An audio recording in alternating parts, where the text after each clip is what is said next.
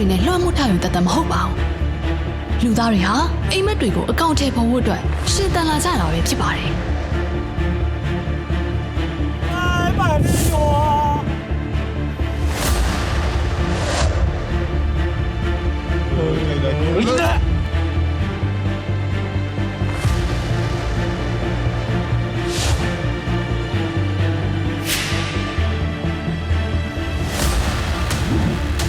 ဝါသနာပါရယုံကြည်မှုတစ်ခုကိုစောစားလာတော့ရင်းရင်းနဲ့ဆုံးဖြတ်ချက်ဆွဲလုံးလုံးရိယာများစွာလိုအပ်မှာအသေးကြပါပဲဒီလိုပင်ပန်းစည်းရမှုတွေကိုရှင်းနေပြီးမြန်မာနိုင်ငံမှာအင်္ဂလန်နိုင်ငံအထိစိုက်ကယ်နဲ့ကဘာလက်ခီးသွားခဲ့ကြတဲ့လူငယ်တွေ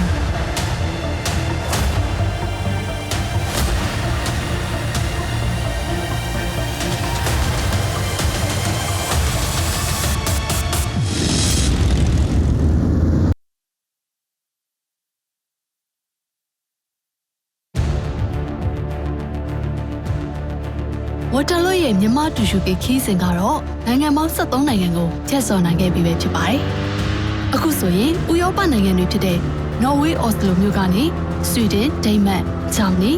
စတဲ့နိုင်ငံတွေကိုဆက်လက်ပြီးဖျက်ဆီးမောင်းနေမှာပဲဖြစ်ပါတယ်။အခုဖျက်ဆီးမောင်းနေမယ့်နိုင်ငံတွေမှာရောဘယ်လိုမျိုးစိတ်လှုပ်ရှားမှုတွေနဲ့အတူရင်ခုန်စရာအခိုက်အတန့်တွေရှိနေအောင်လဲဆိုတာကိုအတူလိုက်ပါကြည့်ရှုလိုက်ရအောင်နော်။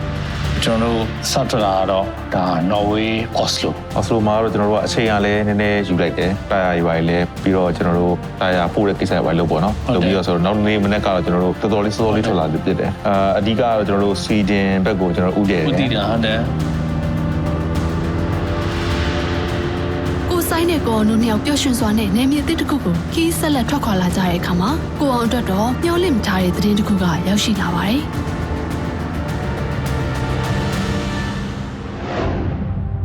ခွေးလေးတွေကိုချစ်တတ်တဲ့ကိုအောင်အတွက်ဆွီဒင်နိုင်ငံကိုရောက်တဲ့နေ့မှာတော့သူအရန်ချစ်ရတဲ့ခွေးလေးမတ်တိတ်ဆုံးသွားတဲ့သတင်းကိုကြားသိလိုက်ရတာပဲဖြစ်ပါတယ်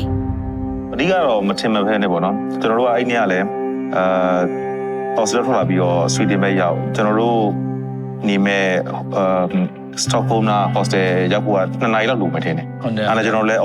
ဟိုပါပေါ့နော်အချိန်နဲ့စီတယ်ဆိုပြီးကျွန်တော်တို့ကအမှကော်ဖီဝင်တောက်ကြတာဟုတ်တယ်အဲ့လောက်ဝင်တောက်တော့မှအဲ့ချိန်မှာပဲဖုန်းကဝင်လာပြီးတော့တက်လို့ဖြစ်သွားပါပေါ့နော်ဟုတ်တယ်နင်းလို့ဆိုတရားဟိုဆိုလိုတာကတော့ तू ကဟောပေါ့နော်လုံးဝအကောင်းကြီးကနေဖြစ်သွားတယ်ဆိုတော့ကျွန်တော်လည်းလုံးဝရှော့ရောက်သွားပါပေါ့နော်အဲ့လိုမျိုးလေးဒီလိုရောက်နေဆိုတော့အိမ်မှာချောင်းနေဆိုဒါပေမဲ့ဒီအတဲမှာအများပြန်ကောင်းလာတယ်အေးလေပြန်ကောင်းလာပြီးတော့ပြန်ကောင်းလာပြီးတော့စားရတယ်အများစားတယ်ဒီညနေကရှိတယ်ကျွန်တော်ပြောစားတဲ့ပုံမှန်နဲ့တဲ့ညနေပါရောက်လာတယ်ဘာဖြစ်လို့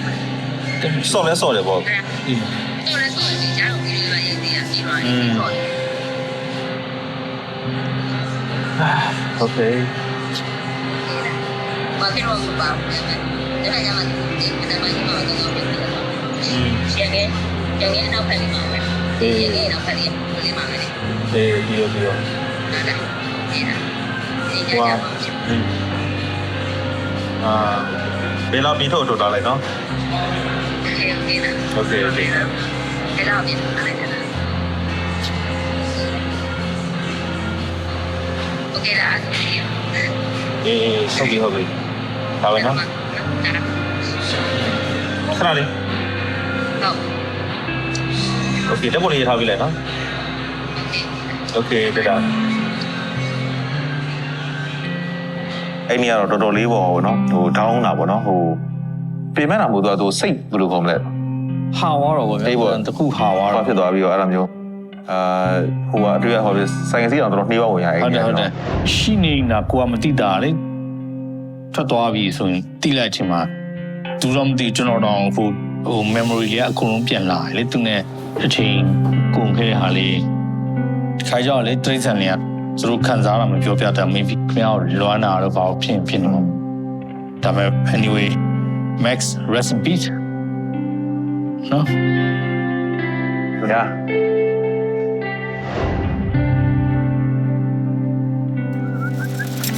Lexi Anna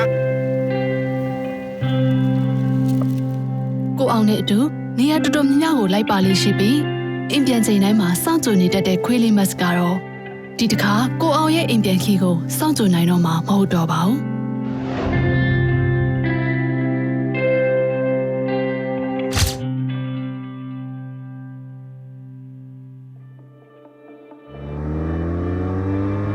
ထိခိုက်စရာဆုံးရှုံးမှုနဲ့ကြုံတွေ့ခဲ့ရပေမဲ့လည်းရှေ့ဆက်ရမယ့်ခေတ်အတွက်အာတင်မီရှေ့ဆက်ခဲ့ကြပါတယ်။ဆွီဒင်နိုင်ငံကတော့မြောက်ဥရောပနိုင်ငံဖြစ်ပြီးအနောက်ဘက်နဲ့မြောက်ဘက်မှာနော်ဝေနိုင်ငံအရှေ့ဘက်မှာဖင်လန်နိုင်ငံနဲ့အနောက်တောင်ဘက်မှာဒိန်းမတ်နိုင်ငံတို့နဲ့ထိစပ်လျက်ရှိပါတယ်။ဥရောပယူနီယံမှာတတိယအကြီးဆုံးနိုင်ငံဖြစ်ပြီးဧရိယာအဖြစ်အရှေ့လျားဆုံးနိုင်ငံလေးဖြစ်ပါတယ်။ဆွီဒင်နိုင်ငံအဝင်မှာတော့ solar system ကိုအသုံးပြုပြီးလိုအပ်တဲ့နေရာတွေကိုလျှက်စစ်ပြီးပေးထားတာကိုတွေ့မြင်ရပါတယ်။ဥရောပရောက်ရှိကြတဲ့ကဥမင်လိုင်ကောင်းတွေကိုမကြာခဏဖြတ်သန်းပေါင်းနေရလေးရှိပြီးဥမင်လိုင်ကောင်းတွေမှာလည်းလျှက်စစ်ရအောင် solar system နဲ့အသုံးပြုပေးထားပါတယ်။ကိုဆိုင်နဲ့ကောင်ကတော့ဆွီဒင်နိုင်ငံရဲ့မြို့တော်စတော့ဟုမ်းကိုဦးတည်ပြီးမောင်းနေလာကြတာပါ။စတော့ဟုမ်းမြို့ကတော့ဆွီဒင်နိုင်ငံရဲ့အကြီးဆုံးမြို့တော်ဖြစ်ပြီးစက်မှုလက်မှုလုပ်ငန်းနဲ့ဗဟိုအချက်ချာကျတဲ့နေရာတစ်ခုလည်းဖြစ်ပါတယ်။ဆွီဒင်နိုင်ငံစတော့ဟုမ်းမြို့ကနေသူတို့ဘယ်နေရာကိုခီးဆက်ခဲ့ကြတာလဲ။အဲ့ဒီနေရာသွားမဲ့မြို့ကတော့ကျွန်တော်စတော့ဟုမ်းနားမှာပေါ့နော်။အဓိကသွားကျင်တဲ့နေရာလဲကတော့အိုလန်ဆိုတဲ့ကျွန်းလေးဟုတ်တယ်။ဆိုတော့အဲ့ကျွန်းလေးကစိတ်ဝင်စားဖို့ကောင်းတာအဲ့ကျွန်းကဖင်လန်ရဲ့အောက်မှာဟုတ်တယ်ကျွန်းရဲ့အကွာဝေးကသူကဆွီဒင်နဲ့ပို့ပြီးတော့နေတယ်အဲ့တော့ကျွန်တော်ကဖင်လန်ကနေဒီကျွန်းမသွားဘဲနဲ့ကျွန်တော်ဒီနော်ဝေးကနေပြန်လာပြီးတော့ဒီဆွီဒင်ပြန်ကြမှာဝင်ကြလိုက်စတော့ဖုန်းကနေတဆင့်အိုလန်ကိုဝင်မယ်ဆိုပြီးတော့စီစဉ်ထားတာပေါ့နော်မာရီယမ်မှာကျတော့သွားမယ်ဒီကပ်စီယာမှာကပ်ပတ်စကာနေတမောကျွန်တော်တို့နဲ့သွားမယ်ကပ်ပတ်စကာကိုတနိုင်လောက်သွားပါတော့ကျွန်တော်တို့တနိုင်နဲ့တမိနစ်ဒီလိုပဲနော် yeah 25တယ်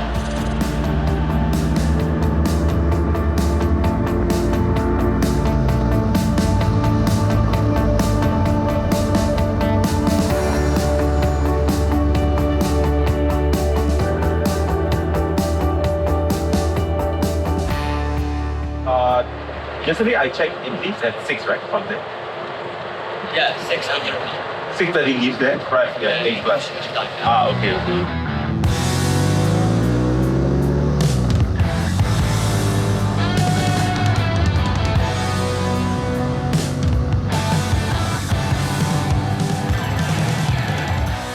Olen ကသူလည်းရောက်ဖို့တော့ဒီမှာတင်မောနဲ့ကူလို့ရဆိုတော့တီတော့တင်မောကေကိုတွားကြတယ်။အဲ့ဒီမှာကျွန်တော်တို့ဒီဘက်ဆွီဒင်ဘက်ကနေပြီးတော့တွားပြီးလဲလူတွေအများကြီးတွေ့တယ်။ဟုတ်တယ်ဟုတ်တယ်။တချို့ဖိုးကြီးဆိုစပိန်လေးနဲ့ပါကြတယ်။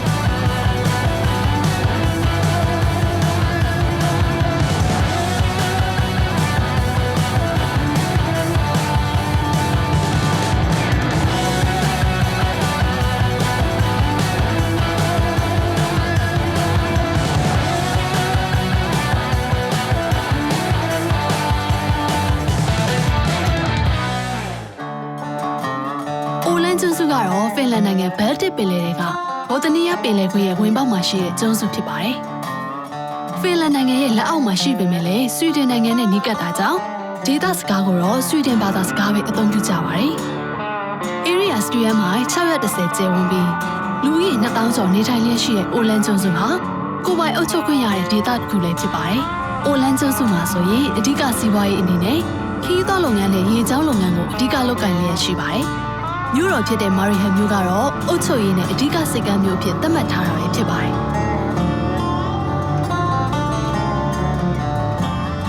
အဲ့ဒီကျွန်းလေးရဲ့မြို့တော်ကမာရီဟမ်ဆိုတဲ့မြို့လေးပေါ့နော်။သူကအဲ့မှာကျွန်တော်တို့ကဒီဖယ်ရီကသွားကတ်တယ်။ကတ်တော့လဲဟိုပါပေါ့ဘယ်သွားလို့သွားမှလည်းမသိ။ကျွန်တော်တို့ဟိုသွားပြီးသွားလိုက်ကြည့်လိုက်သေးတယ်။ကျတော့မြို့လေးကကျွန်းလေးကတေးသေးလေးဆိုတော့ကျွန်တော်တို့ခဏလေးနဲ့တင်ဟိုဘက်ထိပ်ဒီဘက်ထိပ်တော်နှံ့သွားဟုတ်တယ်ဟုတ်တယ်သူကအရန်အေးချမ်းတော့နေတဲ့လူတွေကဟိုအသက်ကြီးတဲ့လူတွေများတယ်လို့ကျွန်တော်ထင်တယ်။ဘာဖြစ်လို့ကျွန်တော်တွေ့တဲ့လူတော်တော်များများအသက်ကြီးတဲ့လူတွေများတယ်။ AC နေတဲ့မြို့လေးပေါ့နော်ဟိုအရင်အားကြောက်ဖို့ကောင်းတာဟိုကျွန်တော်ဟိုအရင်ချစ်စရာကောင်းတဲ့ဘိုးဘွားရိပ်တာအကြီးကိုရောက်သွားလို့ထင်ရတယ်။တော့အိမ်လေးကအစရောင်စုံလေးတွေရောင်လေးကလည်းသူညင်ညင်လေးပြန်နော်လမ်းလေးမှာလည်းရှင်းနေပြီးလူငယ်လေးနဲတော့ဟိုအမိုက်တွေပြဿနာတော့ဒီဟို gravity တွေဆွဲထားတာဟုတ်တယ်ကြော်ညာတွေကတ်ထားတာတော့ဘာလို့မရှိဘူးတော်တော်တက်တက်ရက်ရက်လေးနဲ့ညင်ညင်တက်တက်လေး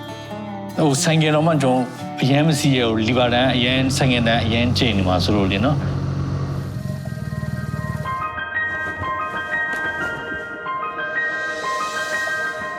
လွန်ခဲ့တဲ့နှစ်20ခန့်ကအိုလန်ကျွန်းလေးမှာတော့ ကိုအောင်ရဲ့အမတ်တရတွေရှိခဲ့တဲ့နေရာတစ်ခုလို့ဆိုရမှာပါအဲဒါကြောင့်ဆွီဒင်နိုင်ငံကိုရောက်တဲ့အချိန်မှာတော့အမတ်တရအနေနဲ့အိုလန်ကျွန်းစုကိုပြန်လည်သွားရောက်ခဲ့ကြတာပါ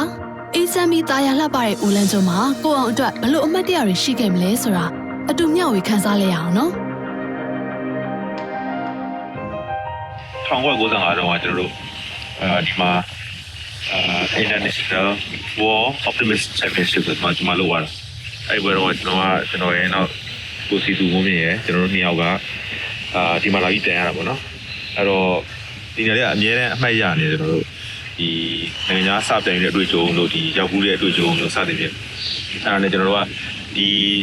Motourlogueကျွန်တော်ကြီးသွားမှာဆိုတော့ကျွန်တော်ဒီအရင်ရောက်ခဲ့တဲ့နေရာလေးတွေကျွန်တော်ပြန်သွားခြင်းလို့ဆိုပြီးတော့ကျွန်တော်ကိုဆိုင်နေတိုင်နေတာပေါ့နော်တိုင်ပြီးတော့ကျွန်တော်တို့ဒီနေရာလေးကိုကျွန်တော်ပြရအောင်လာတာကျွန်တော်တို့ပြိုင်တာကဒီအရှိမမြင်ရတဲ့ဒါကျွန်းလေးပေါ့နော်ကျွန်းလေးရဲ့ဟိုးဘက်မှာတော့ပြင်လိုက်ပြီအဲ့ကြားထဲကိုကျွန်တော်တို့ကဟိုးတည်းရန်ထွက်ပြီးတော့ကြာမှဝင်နေရတယ်ဒီကြားထဲကနေပြီးတော့ဟိုးနားမှာဒန်လေးရှိတယ်နောက်ဒီအဒီအောင်ဟာလေးကကျွန်တော်ထင်တာဟောတယ်လေဒီဘက်တော့ချော်ရတယ်ကျွန်တော်တို့အမှာဟိုရှိတယ်ဒီရွှေထုတ်တဲ့နေရာတို့နေထားတဲ့နေရာတို့တော့ထားတယ်ညာဟိုဝိုင်းနော်လွန်ခဲ့တဲ့14နှစ်ကဆိုရင်ဟိုဝိုင်းခုဆိုပူရောဆိုဝိုင်းအခါမွေးထွက်မစင်မွေးထွက်ဆလင်းတော့ရောက်ဖြစ်တော့ဟိုကောင်းတာလူကြီးလောက်သာလမ်းဒီမှာမရှိသေးဘူးလား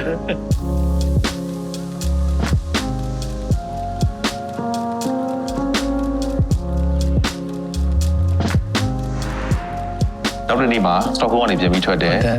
Denmark နဲ့နီးတဲ့ border လေးနားမှာကျွန်တော်တို့အိတ်လိုက်တယ်နောက်တစ်နေ့ကျကျွန်တော် Denmark ဘက်ကိုပေါ့နော်ကျွန်တော်တို့သက်သွားတယ်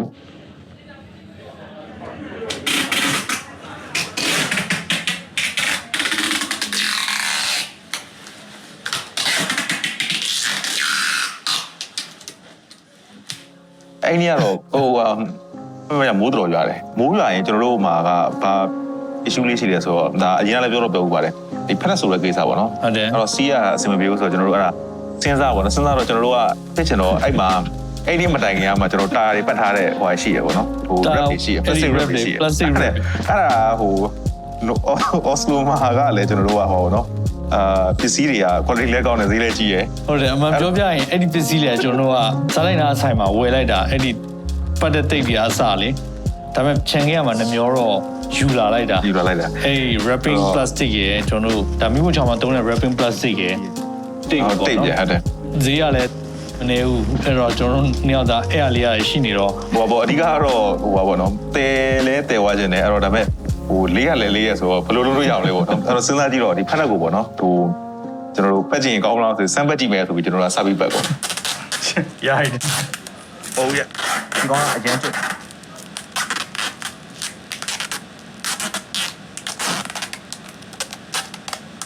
Okay ဒီကတကူလုံးဆိုတာမစိုးနိုင်တော့မိုးကလည်းကောင်းတယ်ဖက်နှက်ဆိုပြီးတော့ချေးဆိုပြီးတော့တနေကိုမောင်းရတာအဲ့ဒါကျွန်တော်တို့ဖက်ကမချောက်အဲ့ဒါတက်တနာနောက်တရမချောက်အဲ့နောက်တရမချောက်တော့ထပ်ဝစ်အဲ့တော့ကောင်းလေနော်ကောင်း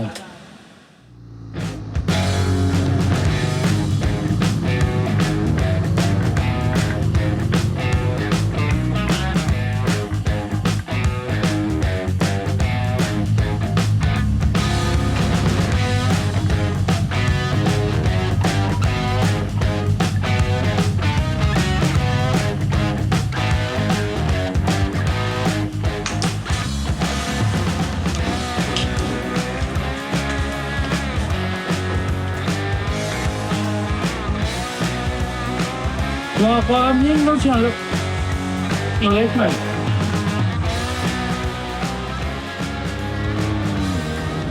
ရုရှားနိုင်ငံမှာလည်းစတင်ပြီးမိုးရေထဲမောင်းနေခဲ့ရတာကြောင့်လေကိုဆိုင်နဲ့ကောင်တို့အတွက်ကတော့မိုးရေထဲမောင်းနေရတဲ့အတွေ့အကြုံကတော်တော်လေးကိုရင်းနှီးနေကြပါပြီမိုးရေတွေနဲ့အတူဒိန်းမတ်နိုင်ငံကွန်ပီဟဂန်မြို့ကိုဦးတည်ပြီးမောင်းနေခဲ့ကြပါတယ် Our fashion for a raining day. Motourlogue fashion.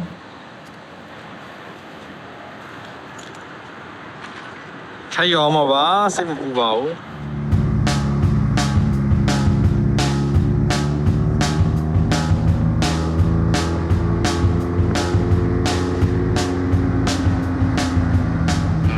Denmark ဖက်ကူတာလို့သူက2မျိုးလောက်သူကူရတယ်အဲဒီ Denmark အကြောင်းဒါမှမဟုတ်ကျွန်တော်ဒီ Sweden အကြောင်းပေါ့နော် continent အကြောင်းပြောတဲ့ခါကျရင်သူတို့ဒီ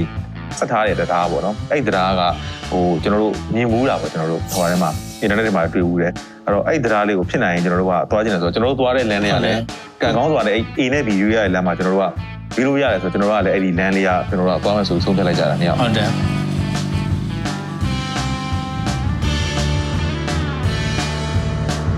Orison Bridge ကတော့ဆွီဒင်နိုင်ငံနဲ့ဒိန်းမတ်နိုင်ငံကြားမှာတည်ရှိနေတဲ့ Orison ရေလက်ကြားကိုဖြတ်သန်းပြီးဆက်သွယ်ထားတဲ့တရားတစ်စင်းပဲဖြစ်ပါတယ်။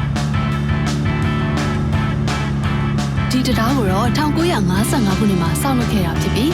ဇူလိုင်လ1ရက်2000ပြည့်နှစ်မှာစတင်ဖွင့်လှစ်ခဲ့တာပဲဖြစ်ပါတယ်။တရားစတင်ဖွင့်လှစ်ခဲ့တဲ့အချိန်ကစတင်ပြီး2019ခုနှစ်အထိ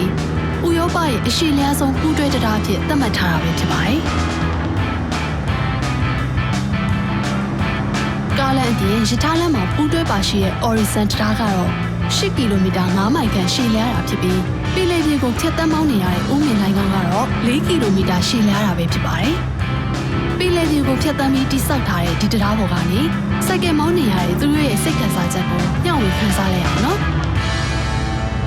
ဒီတရားကိုကျွန်တော်ကမြင်ပူထားတာပိုစတာတွေ postcard တွေဟိုဟာဒီမှာပဲမြင်ပူထားတာတကယ်စီးတဲ့ချိန်ကျတော့အဲ့ feeling လေးကတမျိုးလေးကျွန်တော်ဒီဘယ်ရောညာအောင်ကြည့်လိုက်ချိန်မှာပင်လယ်ပြင်ဖြစ်နေပင်လယ်ထဲမှာဆိုင်ငယ်စီးနေတဲ့ပုံစံဖြစ်နေဟုတ်တယ်ပင်လယ်ဆိုရင်လုံးဝ open ပင်လယ်တော့မဟုတ်ဘူးအဲ့မှာကျွန်းနေရလဲအများကြီးရှိနေတော့ဒီကျွန်းတစ်ခုနဲ့တစ်ခုတော့လမ်းပြီးဆက်လိုက်တဲ့ပုံပဲဆွီဒင်နဲ့ Denmark ရဲ့ border က border ဇာဒီတရားပေါ်မှာဖြစ်နေ Orison တရားကနေဆက်လက်မောင်းနေလာခဲ့တာဒိန်းမတ်နိုင်ငံတွေကိုရောက်ရှိနေပြီပဲဖြစ်ပါတယ်။ဒိန်းမတ်နိုင်ငံကတော့ Scandinavian နိုင်ငံတွေထဲမှာတောင်ဘက်အကျဆုံးနိုင်ငံဖြစ်ပြီး Peninsula, ချက်လန်တခြားကျွန်းပေါင်း443ကျွန်းတွေနဲ့စူးစီးတည်ရှိနေတဲ့နိုင်ငံလေးဖြစ်ပါတယ်။ဒိန်းမတ်နိုင်ငံရဲ့မြို့တော်ကတော့ကွန်ပင်ဟန်ဂန်မြို့ပဲဖြစ်ပါတယ်။12ရာစုအလယ်ခေတ်ကလေးကတည်ရှိခဲ့တာဖြစ်ပြီးတန်တာရွာမှာအယောင်းဝယ်စီကားတဲ့ပင်လယ်စစ်ကမ်းမြို့အဖြစ်ဖွံ့ဖြိုးတိုးတက်ခဲ့တဲ့မြို့တော်လေးဖြစ်ပါတယ်။ဒီလိုတာယာစီကားရဲ့မြို့တော်မှာရောသူတို့ဘယ်နေရာတွေကိုတွားရောက်ခဲ့လဲဆိုတာလိုက်ပါကြည့်ရှုလိုက်အောင်နော်။ကျွန်တော်ကိုဗီဂန်ရောက်တော့ကျွန်တော်ပစ္စည်းချပြီးတော့ဟိုရေမိုးချိုးပြီးတော့ဟိုဟာဆိုင်ငယ်နဲ့ပဲတွားကြတာပေါ့ကျွန်တော်တော့ဖြစ်ချင်တော့ကိုဗီဂန် downtown ထဲကိုကျွန်တော်ရောက်သွားတဲ့အချိန်မှာပွဲတော်တစ်ခုနဲ့တိုးပါတယ်ဆိုတော့ဒီ private break မှာကျွန်တော်အမျိုးစုံတွေ့ရပါတယ်အဓိကတော့ဟိုအဝတ်စားဒီထူးဆန်းဆန်းလေးဝတ်ထားပြီးတော့ concert တွေလုပ်နေရတော့သူတို့ဒီအလူငွေတွေကောက်နေကြတာတို့မို့ဒီ awareness လုပ်နေတဲ့ဟာလေးတွေတို့ကျွန်တော်အများကြီးတွေ့ရဟုတ်တယ်ဆိုတော့ကျွန်တော် concept မှာတော့ကျွန်တော်ဝင်ပြီးတော့ခဏ DJ တွေပိုင်းတော့နားထောင်လိုက်တယ်ဟုတ်တယ်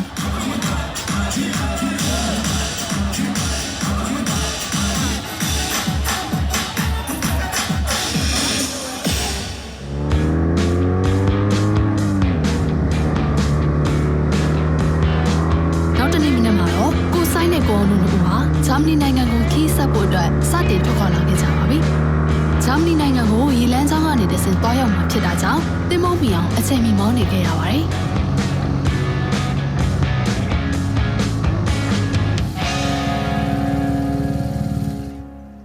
ဆိုတော့ဒီအခုကျွန်တော်ဂျာမနီကိုကူးမဲ့နေရပါဘူး။ဒီမှာ Getza တဲ့ဂျာမနီ Rostock ဘက်ကိုကူးပါမှာ။ဟုတ်တယ်ဒီလမ်းလေးကဆိုင်ကလေးစီရလာမှာဒီဘက်ကားထဲမှာလေဂျာမနီဘက်မှာဆိုင်ကတော့တင်းလို့ဟောအီတလီဘက်မှာအီတလီတို့အော်စတြီးယားဆွစ်ဇာလန်ဟုတ်တယ်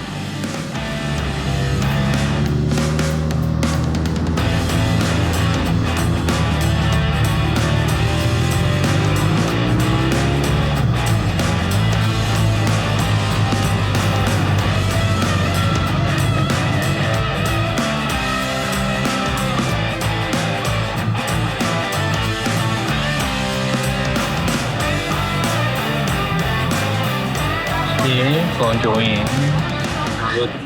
နိုင်ငံက15နိုင်ငံမြောက်ဂျာမနီကိုရောက်ပါပြီဂျာမနီမှာကျွန်တော်တို့ဘာလင်ကိုခြိတက်မယ်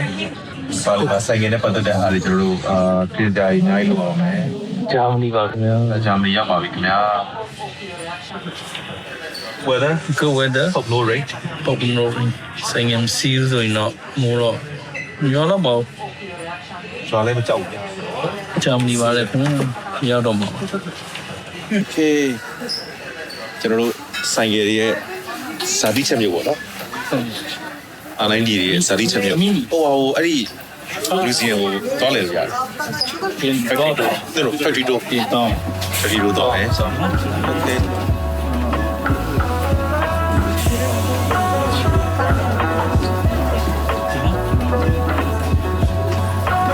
ဘယ်မှာဟောလဲဟိုဘက်ဒီပဲ Okay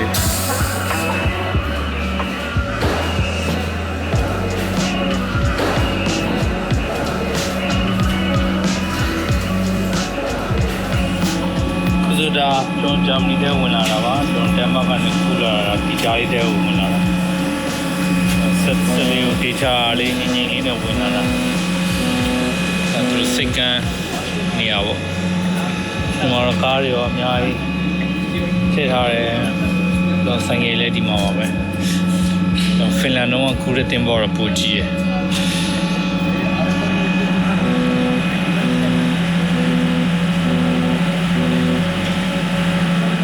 လူလေအီတလီလူလေတော့ဘောစနေပြင်းနေ bye bye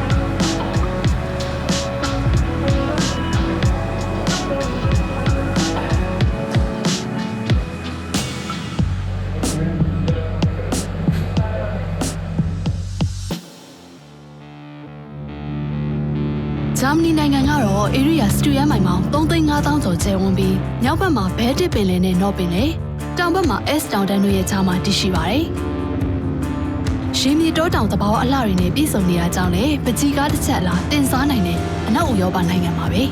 ။အိမ်နီးချင်း9နိုင်ငံနဲ့ထိစပ်လျက်ရှိပြီးလူဦးရေ82.3 သန်းကျော်နေထိုင်တာကြောင့်ဥရောပတိုက်ရဲ့လူဦးရေသိပ်သည်းမှုအများဆုံးနိုင်ငံလည်းဖြစ်ပါတယ်။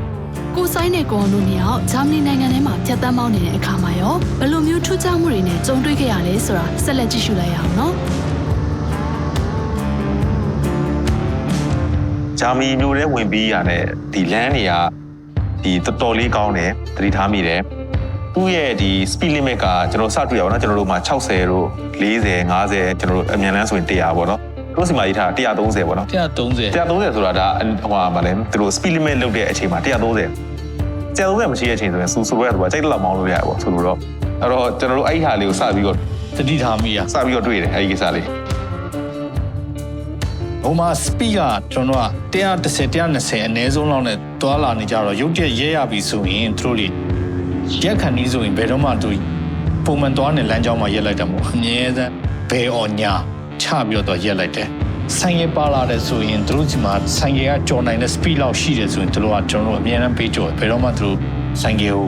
ပိတ်ထားတာမျိုးမရှိဒီရင်ကြီးရင်ငယ်ကိုတော်တော်လေးဦးစားပေးကြတယ်နော်တို့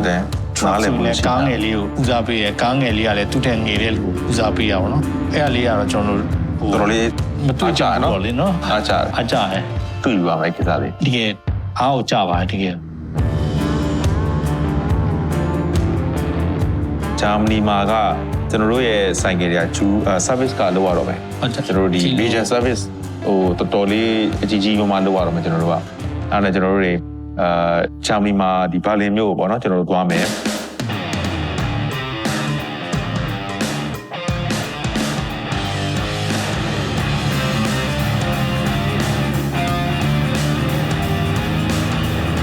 ဂျာမနီနိုင်ငံရဲ့မြို့တော်ဘာလင်မြို့ကတော့တမိုင်းမှာပါထင်ရှားတဲ့မြို့လို့ဆိုရမှာပါ။ခေတ်ဆက်ဆက်တန်ရှင်းလှပပြီးယဉ်ကျေးမှုအမွေနှစ်တွေနဲ့စက်မှုထုံးကားတဲ့မြို့လည်းဖြစ်ပါတယ်။73ရာစုနှစ်ကလေးကစတင်တည်ရှိခဲ့တာဖြစ်ပြီးဂျာမနီနိုင်ငံရဲ့အရှေ့မြောက်ဘက်မှာတည်ရှိနေတာလည်းဖြစ်ပါတယ်။လူဦးရေ3.4 သန်းနေထိုင်ရရှိပြီးဂျာမနီနိုင်ငံမှာဧရိယာအကျယ်ဝန်းဆုံးနဲ့လူဦးရေအများဆုံးမြို့လို့ဆိုနိုင်ပါတယ်။ခေ မီဖွံ့ဖြိုးတိုးတက်ပြီးဘီသူကအမှုပညာလက်ရာတွေနဲ့ဆယ်မွန်းထားတဲ့ဘာလီမျိုးမှာကိုဆိုင်နဲ့ကောင်တို့များဘယ်နေရာတွေကိုတွားရောက်ပြီးဘသူတွေနဲ့တွေ့ဆုံကြအောင်လဲဆိုတာလိုက်ပါကြည့်ရှုလိုက်ရအောင်နော်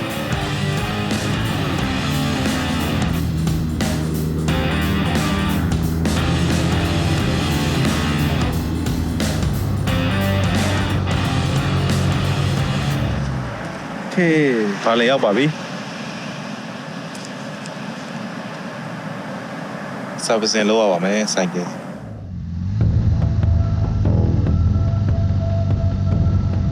ဂျာမနီလိုစက်ပစ္စည်းပိုင်းဆိုင်ရာမှာအရင်တိုးတက်တဲ့နိုင်ငံဆိုတော့ဒီဘိန်းတွေထုတ်တဲ့အချိန်မှာကျွန်တော်တို့ catalog လိုက်မှာပါပြီးသားကီလိုမီတာဘယ်လောက်ကြာရင်ဒီ Kyaw Win လဲရတာဆိုတော့ Fox စီလဲရတယ်လို့ရတယ်ကျွန်တော်တို့စသည်မျိုးပေါ့နော်အဲ့ဟာလေးအတိုင်းကျွန်တော် checklist နဲ့ကျွန်တော်လုပ်မှာဆိုကျွန်တော်မှအပ်ခဲ့တယ် And then you go to London. Yeah. And from London you go where? We go back to South Africa. So it's going to be 50,000. And it's ဒီအထူးသဖြင့်ကျွန်တော်ဒီဆိုင်ကယ်နဲ့ခီးသွားနေတော့ဒီဆိုင်ကယ်အငြင်းနဲ့ကျန်းမာနေဖို့ကအရင်ရေးကြည့်ရကျွန်တော်လူပဲကျွန်တော်စဉ်းစားနေလို့မရအောင်ဆိုင်ကယ်ကျန်းမာရေးပဲကျွန်တော်ဦးစားပေးရ 180 milliliters only inside. Okay. Not much. oh yeah. And you see this little little lines. Yeah. If you can't see it anymore, then it's time to change. yeah But this is okay. Almost new. Okay. ဒီ service center ကြာမှာသူတို့ proper training နဲ့ကြာတော့လေဒီတချို့ကျွန်တော်မသိတဲ့ဟာလေးပေါ့အဲ့ဒါလေးသူတို့ကဆို recommend ပေးလို့ရတယ်ဖေရဆိုတော့ဗာလေးလုပ်ရင်တဲ့အဲ့လိုမျိုးလေးတွေပေါ့နော်နောက်ပြီးတခြားဆိုင်ကယ်0နဲ့ပတ်သက်ပြီးတော့သူတို့ကပြန်ပြီး check လုပ်ပြီးရပေါ့ Don't give in contact to the new brake pad. So it tries and then the brake pads get these little scratches too, and it doesn't work anymore. If this happens, better change break ကုန်တာမနေရမှာ နေရာမှာ တိတာမနေရမှာ နေရာမှာတည်ရ ဟေးကုန်နေတာတော့ဆော့ကုန်နေတယ်ကျွန်တော်လိုမျိုးပဲစားနေတယ် မနေရာမှာကျွန်တော်အဲ့ဟိုနေဒီမှာလေ break အုပ်ကြီးမှာမမိတာ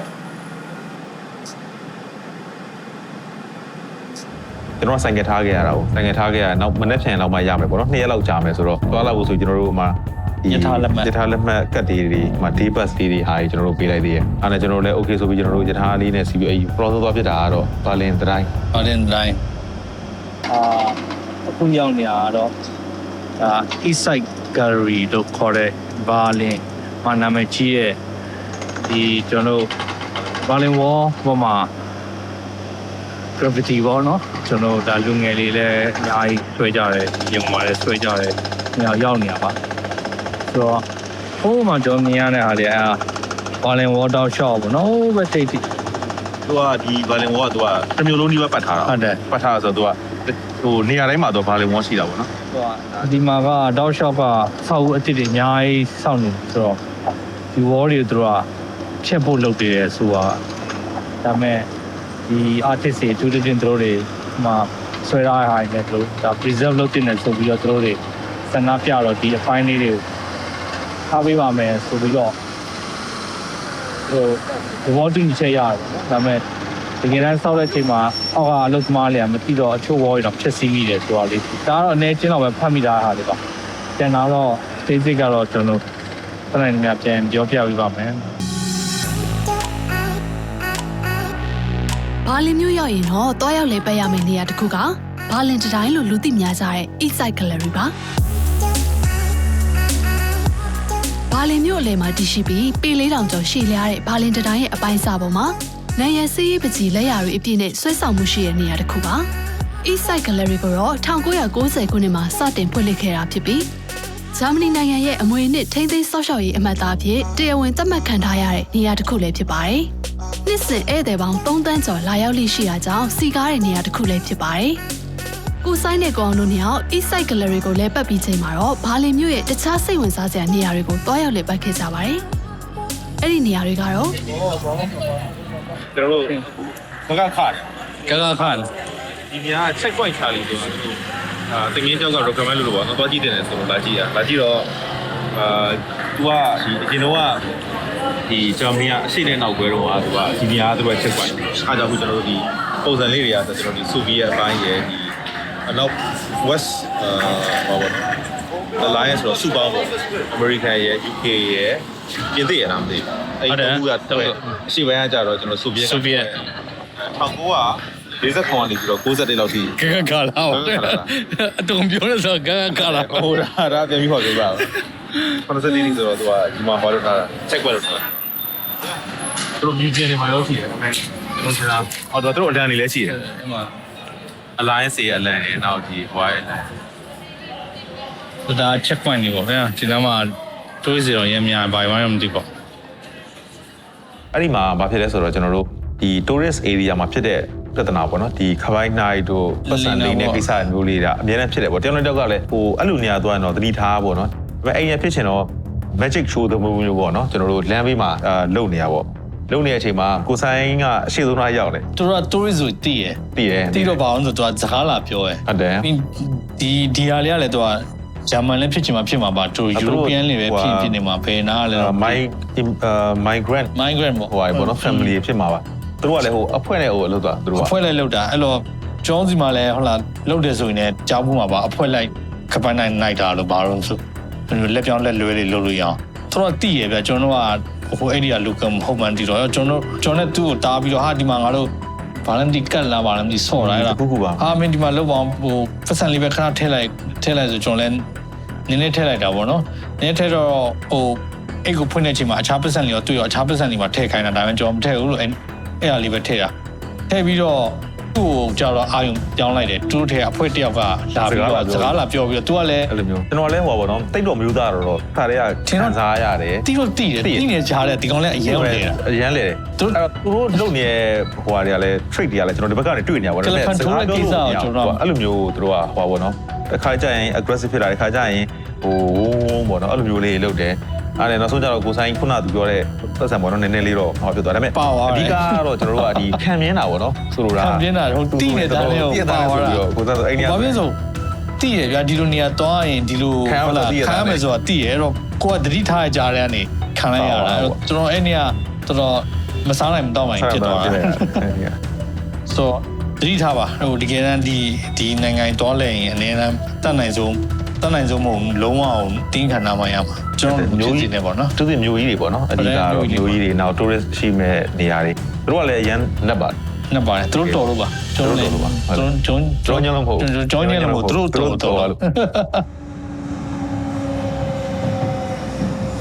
ဒါဝါရ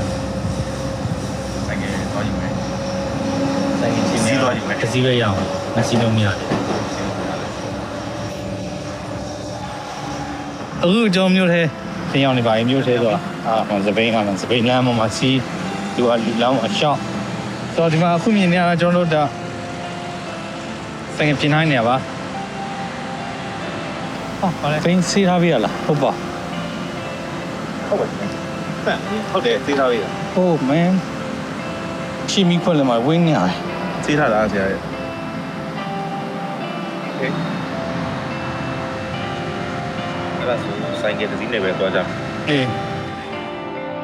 ဆိုင်ကယ်တွေကတက်ခံပေါ်အရင်ကြီးတယ်ကျွန်တော်တို့ဒီဆိုင်ကယ်တွေတစ်ခုဖြစ်မှာဆိုလို့ပေါ့နော်ကျွန်တော်တို့မဖြစ်ခင်တည်းကကြိုပြီးတော့သူလဲတာရှိလဲပြင်တာရှိပြင်ပေါ့နော်အဲ့လိုမျိုးလေးလုပ်တယ်နောက်သူပြောရလေသူကကျွန်တော်တို့ဒီ boxer engine ပေါ့နော်ဘေးညာပေါ့နော်ဘေးညာမှာသူကဒီ synchronize လုပ်တာကနည်းနည်းလေးအောက်နေပေါ့နော်ဟိုတိုင်မင်ကမညီဘူးဆိုတာလေးသူကရှင်းပြတယ်အဲ့အတွက်ပတ်စခုကသူကနောက်နေ့မှလာသူကကြားမဲ့သဘောလေးသူကရှင်းပြပါပေါ့နော်အဲ့နဲ့ကျွန်တော်လည်း okay ပေါ့မရဘူးဆိုတော့လည်းကျွန်တော်တို့ကကိုယ်ဆိုင်ငယ်ပဲယူပြီးတော့ကျွန်တော်တို့ပြန်ပြီးတော့ okay လိုအပ်ရင်လည်းတရက်နှစ်ရက်ပဲဆက်နေရမယ်ပေါ့နော်အဲ့လိုမျိုးကျွန်တော်တို့ကဆုံးဖြတ်လိုက်ကြတယ်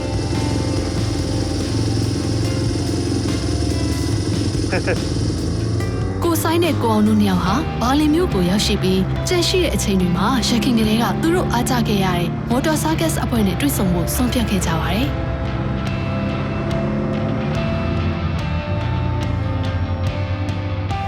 တော့တွေ့လိုက်တော့သူလည်းအံ့ဩရယ်သူကဂျာမနီမှာနေရကျွန်တော်တို့ကမြန်မာပြည်မှာနေရ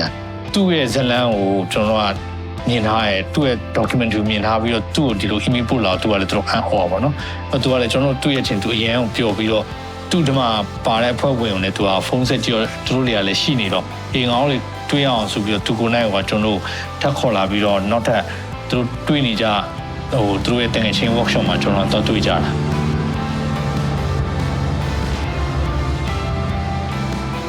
ဂျာမနီနိုင်ငံဘာလင်မြို့မှာရှိတဲ့ Motorcircus အဖွဲ့ကတော့တငယ်ချင်းတွေစုပေါင်းပြီး cycle စီးရင်နဲ့ပရိုက်တာလုပ်တဲ့အဖွဲ့လေးဖြစ်ပါတယ်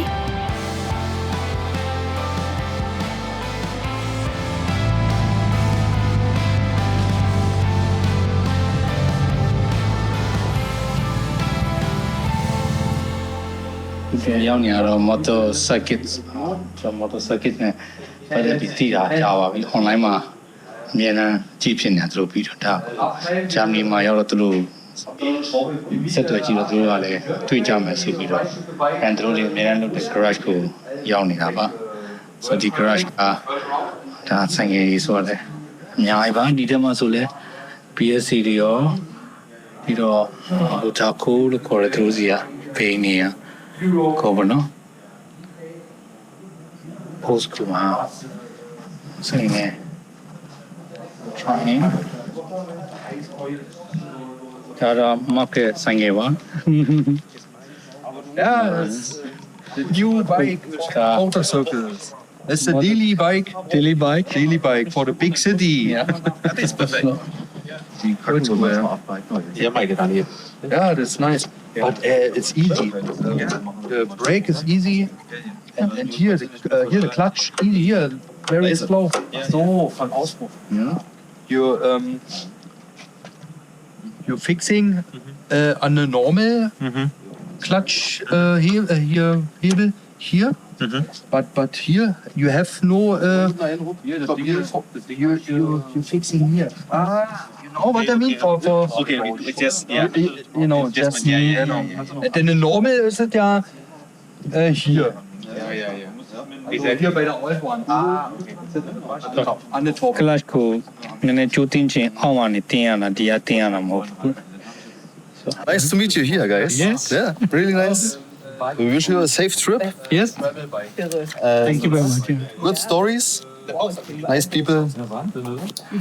And we take some Motorcircus here. hey Yeah. Ramberby rally. yeah remember we That's a rally we make here. It's a off-road rally. oh okay thanks you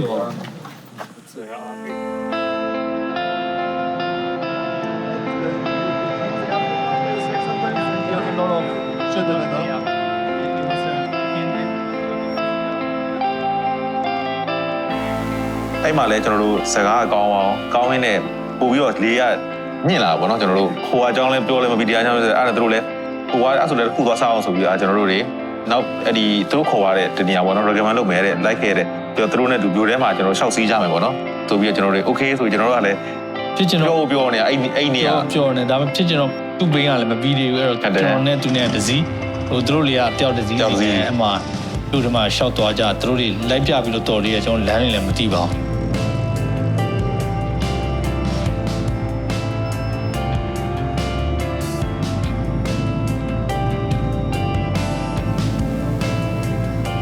ဝါသနာတူတွေဖြစ်တာကြောင့်လေအချိန်တို့အတွင်းမှာခင်မင်းရင်းနှီးခဲ့ကြပြီးဘုသူတနဲ့အတွေ့အကြုံတွေကိုမျှဝေဖလှယ်ရင်းနဲ့ပျော်ရွှင်စွာနဲ့တနေ့တာကိုကုန်ဆုံးခဲ့ကြပါတယ်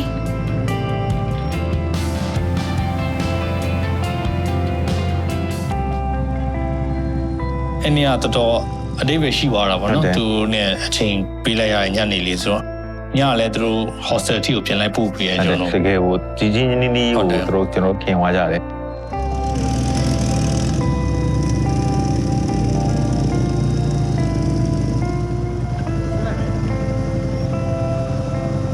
သူတို့လည်းလာဖို့အစီအစဉ်ရှိတယ်မြန်မာပြည်ကိုကျွန်တော်လည်းဖိတ်ခေါ်ပါတော့ကျွန်တော်တို့ဒီမှာလာပြီးစီးဖို့သူတို့လာစီးနေကျွန်တော်တို့ဘယ်လိုမျိုးသွားလို့ရတယ်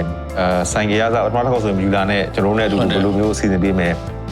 သူတို့လည်းအရန်အောင်လာခြင်းတယ်တကယ်ကိုလည်းလာမှာပါသူတို့တွေကျွန်တော်ကိုဗစ်ကြီးပြီးသွားပြီးတော့တစ်ချိန်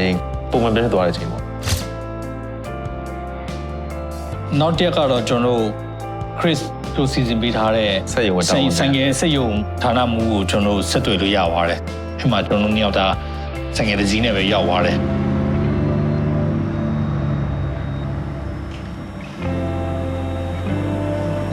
သူကရောက်တဲ့နေရာလေးရှင်းပြပြပါအောင်ကျွန်တော်ဆိုင်ငယ်ရဲ့ဝေးရစာတီရာဇဝင်ရှိတဲ့ဒီ BMW ဆိုင်ငယ် factory ကိုရောက်နေတာပါဒါ factory ထဲမှာရှိတဲ့ဆိုင်နော် ဘိုးမဆိုရင်ပြန်တက်ဖတ်တဲ့စီကိုရောင်းမှာ အရင်မိုက်ပါတယ်ဒီကတော့ညာဘက်ကတော့ကျွန်တော်တို့ဒီ plant ပေါ့နော်ကျွန်တော်တို့ factory ဒီကျွန်တော်တို့ရဲ့ R90 တွေဒီမှာဆင်တယ်ဆင်ပြီးတော့ဒီကဘာလုံးဖြတ်နေတာပေါ့နော် okay အဲ့မှာဆိုင်ငယ်တွေကလည်းသူတို့ရဲ့ကန်နဝင်ဘိန်းတွေပြထားတာပေါ့နော်လာမလာအဲ့ဘိန်းတွေကလည်းသူတို့အဲ့ဒီစက်ရုံကကျွန်တော်ထင်တာအရင်ဟိုးရှိခဲ့တဲ့စက်ရုံဒုတိယကဘာစစ်မှာသူကဒီနေရာလက်နဲ့ထုတ်တဲ့ဟိုပါပေါ့နော်ဟိုစက်ရုံဆိုပြီးတော့သူတို့ကဟောလုပ်ထားတယ်ဒါပေမဲ့အဲ့ပုံစံအတိုင်းပဲအခု modern ဒီဆိုင်ကယ်တွေအခုချိန်ဒီသူကအဲ့မှာပဲထုတ်တယ်သူတို့ကဒီစက်ရုံနဲ့ဒီပုံစံတိုင်းပဲသူအသက်တွေတော့ရှိတာပေါ့နော်ဒါပေမဲ့ main factory ဒီရှိနေတဲ့အဆောက်အဦကြီးဆိုရင်တော့ဒါသူတို့ဒီဟိုးရှိခေတ်ကတည်းကအဆောက်အဦပေါ့နော်အဲ့မှာသူတို့ရဲ့ဟို social media မှာတင်ဖို့ဆိုပြီးတော့ကျွန်တော်တို့ရဲ့ story လေးကိုလည်းသူတို့ပြန်ပြီးတော့လုပ်ချင်တော့သူတို့တော့ရိုက်ကူးပပလေးလုပ်လိုက်သေးတယ်အဲ့မှာကျွန်တော်ရဲ့ခီးစဉ်လေးကိုပြန်ပြီးတော့ရှင်းပြခိုင်းတယ် So we have started this Motourlogue journey from Yangon near here from here we travel a little bit and then we cross Thailand Laos then we went into China so we went all the way up to the China Inner Mongolia this is Inner Mongolia After Inner Mongolia, we went into Mongolia, Ulaanbaatar. Then we went all the way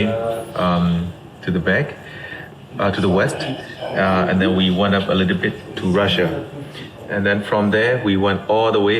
to Moscow, Russia, and then Moscow. After Moscow, we went into Belarus, which is I think this is Belarus. After Belarus, we went to Poland. This is where we got our pioneers, the rare bosses. So after we fixed, we went up to Lithuania, Latvia, Estonia, and then we took a ferry to Finland, and then we went up all the way. We went to the Norway, North Cap, the corner here. And then we went to the west a little bit. The corner also? Southwest at the corner. So we came back all the way down to Oslo. We went around a little bit here. Yeah. And then we went into Sweden. And then took ferry? No, we crossed by the land from Oslo to from here, I think from here we went into Denmark and then from Denmark we took a ferry to Germany now. နောက်နေ့မှာတော့ကျွန်တော်တို့တန်ငယ်ရပြီးတဲ့အချိန်မှာဘာလင်းကကျွန်တော်တို့စပြီးတော့ထွက်တယ်။ညီမကျွန်တော်ခုကျောင်းနေတဲ့ hostel ပေါ့နော်ဒီမှာ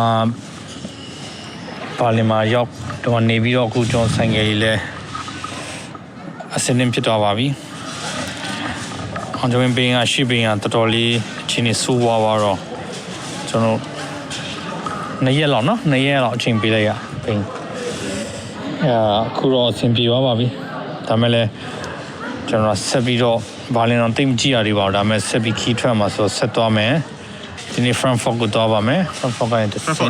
Frankfurt now ကျွန်တော်တို့တကယ်ချင်းတယောက်ရဲ့အိမ်ပေါ့နော်သူကတော့မရှိဘူးသူ့ရဲ့မိဘတွေရှိတယ်အဲ့ဒါကျွန်တော်တို့ကိုဒီနာအစချက်ပြီးစောက်တယ်သူ့ရဲ့အမေကအဲ့တော့ကျွန်တော်လည်းဒီနေ့ကတော့တော်တော်နောက်ကြာတယ်ကျွန်တော်တို့မနေ့ကထွက်မယ်လို့ဒါဆိုင်ကမပြီးတော့မထွက်လို့မရတော့ဒီညတော့အဲ့ဒီဘက်ကိုခြေတက်ရမယ်တော့ပါမယ်ခီးဆက်ပါမယ် Frankfurt မြို့မှာတော့မြန်မာနိုင်ငံမှာကလေးကခင်မင်းရင်းနေပြီးကိုဆိုင်နဲ့ကိုအောင်တို့ရဲ့ပြည်တွင်းခီးစဉ်တွေမှာလိုက်ပါခဲ့မှုတဲ့တငယ်ချင်းဖြစ်သူဝစ်ပြည်နေထိုင်တာကြောင့်ဝင်ရောက်တွေ့ဆုံမဲ့မြို့လည်းဖြစ်ပါတယ်။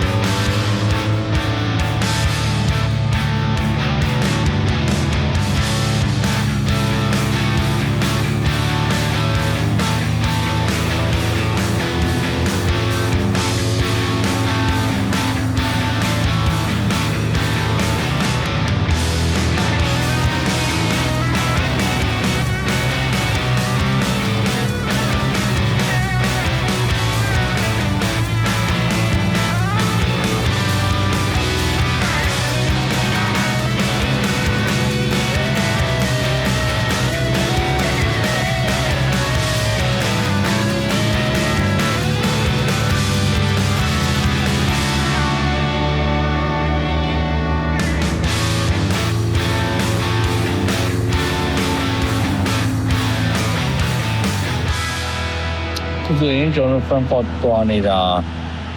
တဝက်လောက်ပဲရောက်ပါသေးတယ် Expressway ရဲ့ဘေးမှာရှိတဲ့တက်စီဆန်ကိုဝင်လာတာပါဒီနေရာရောက်ဖို့အတွက်ကျွန်တော်လွန်ခဲ့တဲ့5 kilometer လောက်ပေါ့နော်5 kilometer လောက်နဲ့သူလမ်းခွဲတက်လောက်ထားပါတယ်ဒီလမ်းခွဲထဲမှာကျွန်တော်80ပြမောင်းပြီးတော့ဝင်လာတာဟုတ်ကဲ့130လမ်းမှာ130ဆိုတော့130ထဲမြင်တဲ့ကားကြီးအများကြီးပါပဲအခုကျွန်တော်အပေါ်တော့ညောင်းဆက်ကော်ဖီလေးပါလေးတောက်ပါနော်နောက်ထပ်မောင်းမယ်ကျွန်တော်ဒီနေ့တော့ရှင်းမယ် Frankfurt ဆိုရောက်မောင်းဖို့စဉ်းစားနေပါ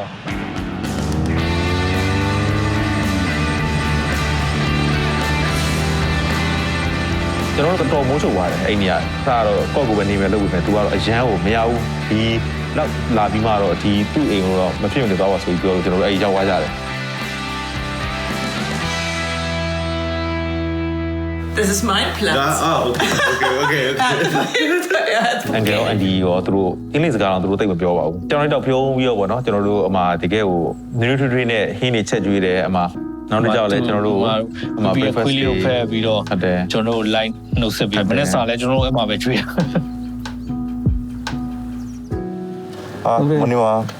ကျွန်တော်တို့မနေ့ညFrankfurt နားမှာဗောနော်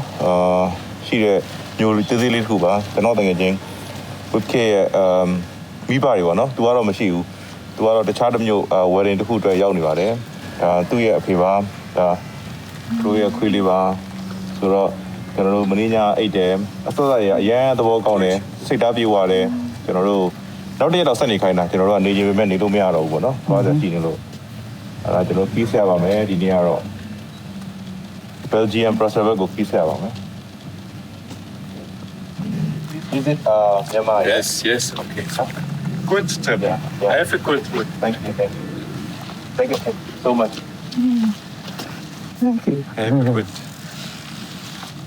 Bye-bye. Croatian. Okay. Pollution. Bye-bye. Pollution. Croatian. Bye-bye.